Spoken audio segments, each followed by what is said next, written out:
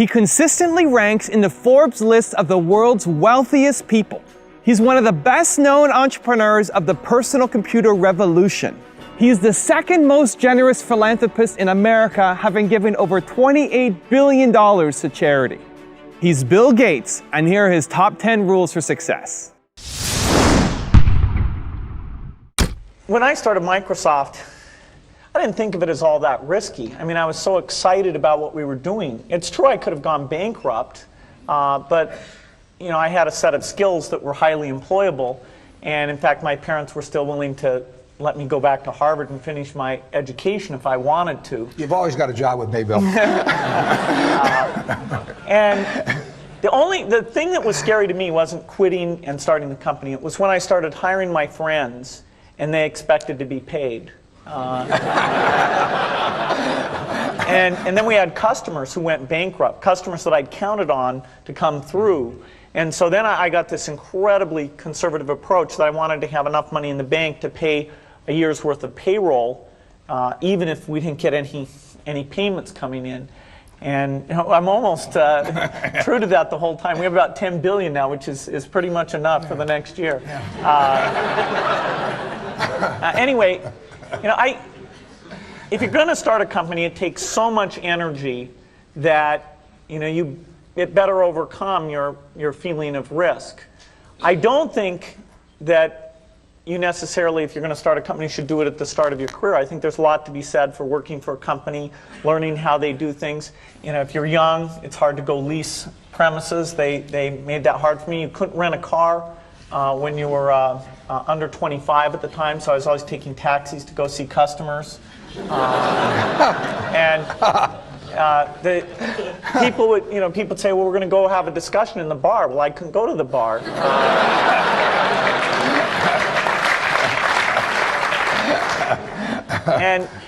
But that's fun, because I'll tell you, when people are first skeptical and they think, oh, this kid doesn't know anything, then when you show them you've really got a good product and you know something, they actually tend to go overboard and they think, whoa, they know a lot.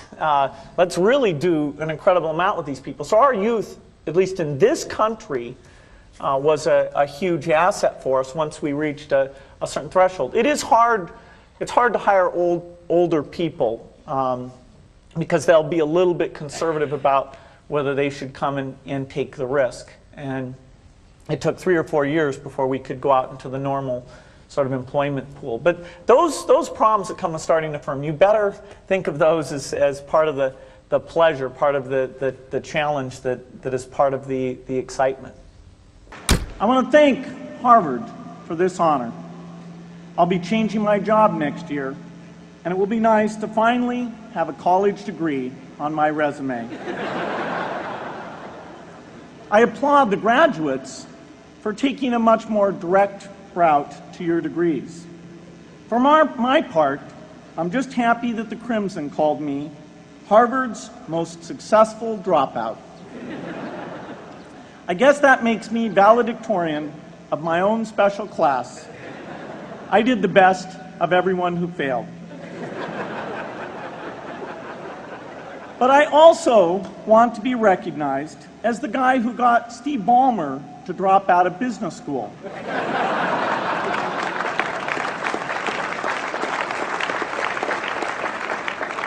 I'm a bad influence. That's why I was invited to speak at your graduation. If I'd spoken at your orientation, fewer of you might be here today.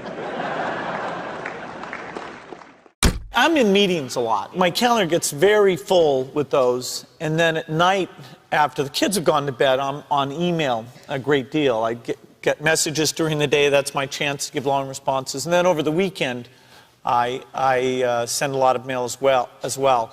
I take 2 weeks a year to just go off and read and think, where I'm not interrupted by work or anything else. I'm just solidly trying to think about the future, and people get to send me things to read as part of that so-called Think Week. So it's a nice mix of things.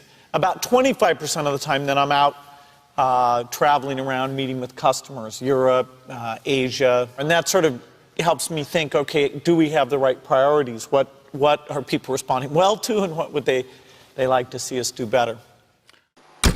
Hello, I'm Bill Gates, Chairman of Microsoft. In this video, you're going to see the future, Windows. Microsoft first came up with the Windows concept back in 1983. And today, the leading software users have switched into the Windows environment. It's really incredible how quickly our powerful applications like Word and Excel and PowerPoint have been adopted. It's not just Microsoft applications. Even companies like WordPerfect and Lotus have now come out with Windows applications. And every week we see new innovative work. It's really attracting all the innovation in the industry.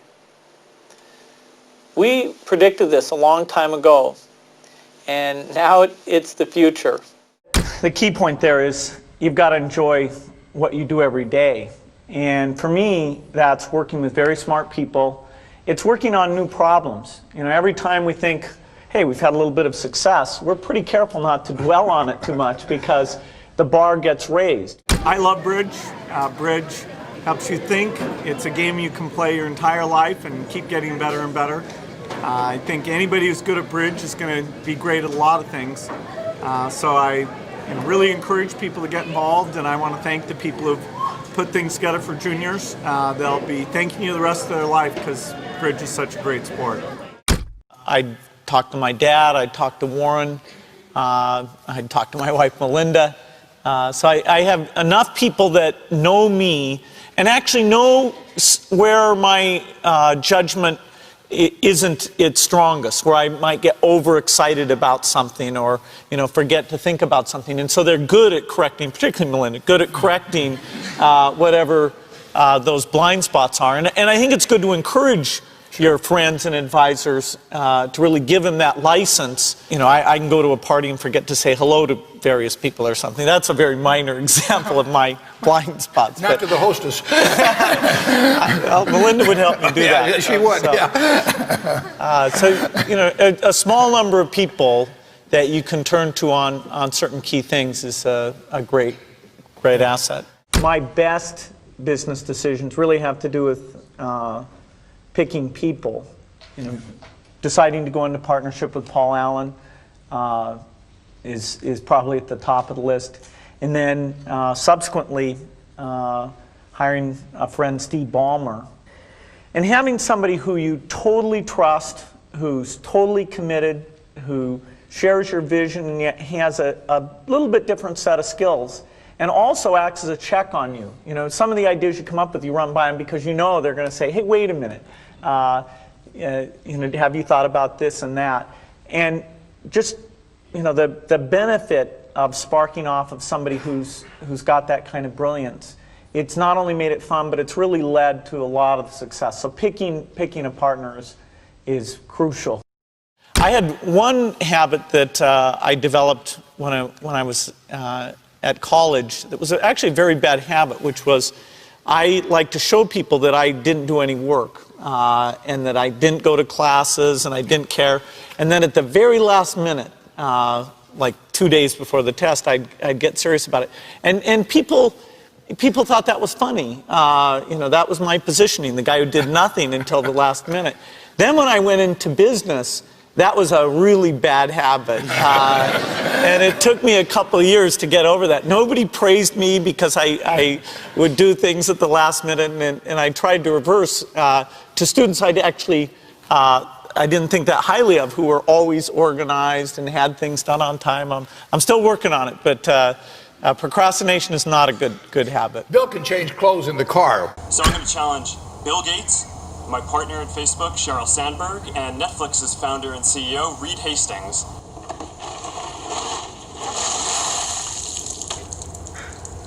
I'm glad to give to ALS. It's a great cause, but I want to accept this challenge. I want to do it better than it's been done.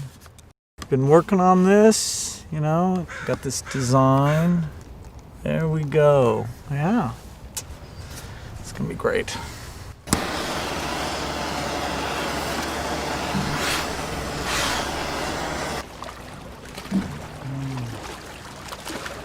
I'm here to join the people bringing attention to Lou Gehrig's disease by taking the ALS Ice Bucket Challenge. I'm going to challenge 3 more people: Elon Musk, Ryan Seacrest, and Chris Anderson of TED. Consider yourself challenged. You have 24 hours. Good luck.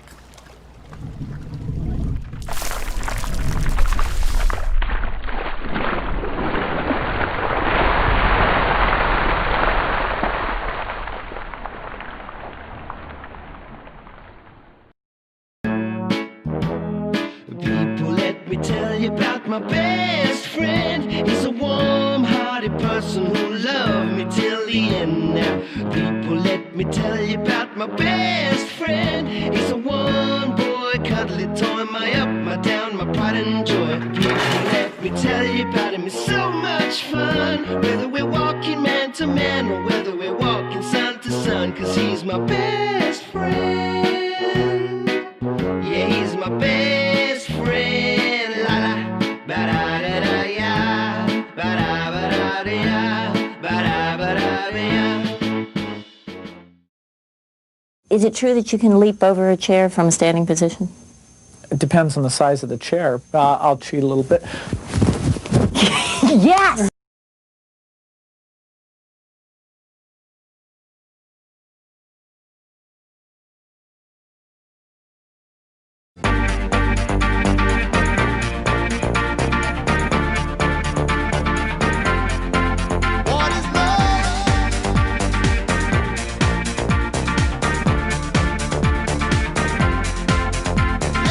By the way, I believe in winners and losers, and especially the freedom to fail. Who? Him? Who? Him? Who? Him? Him? Who? Me?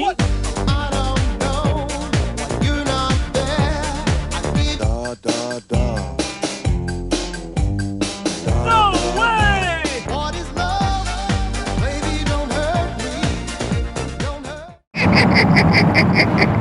Oh, behave.